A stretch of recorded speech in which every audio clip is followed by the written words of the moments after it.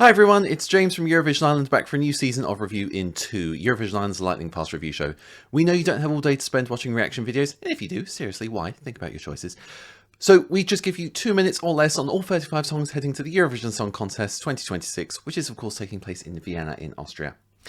Never any hate, just a difference of opinion. I'll talk about what I like, what I don't like, what I think can be improved on, and all 35 songs are going to get their review in a moment. So sit back, relax, enjoy Review in 2, and let the Eurovision Song Contest 2026 begin.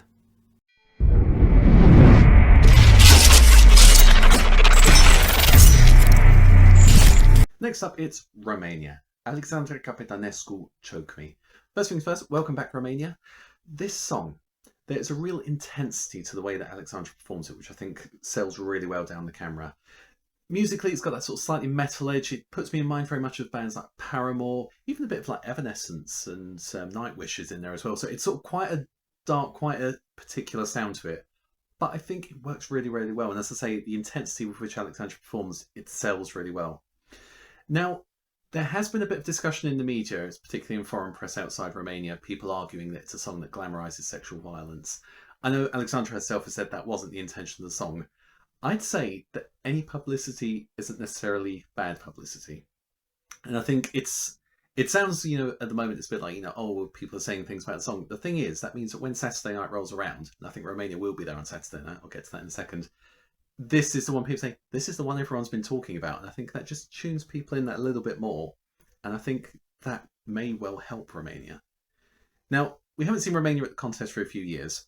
Qualifying for a final, I think this is going to qualify. As I said, I think she performs it very, very well. I think there's sort of a little bit of a media storm building up behind it, so I think that will help push it forward.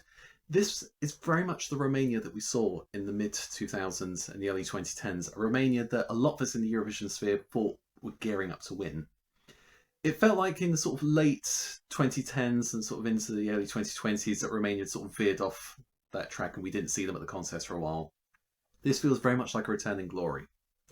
And I think it's a fantastic song. I think it is going to do well for Romania. I'm not sure it's going to win outright, but I think it's going to remind everyone, hey, we used to come to this contest a lot and we used to do really well. And I think that is, that's what you need to do when you've been away from the contest for a while, is come back and say, hey, we're back, remember us. And I think this song does that really well. As I say, winning, I don't see it as a winner. I'd say more of a mid-table finish, perhaps lower top 10 if a few things line up. But yeah, Romania, this is a great start and look forward to seeing where the road goes from here.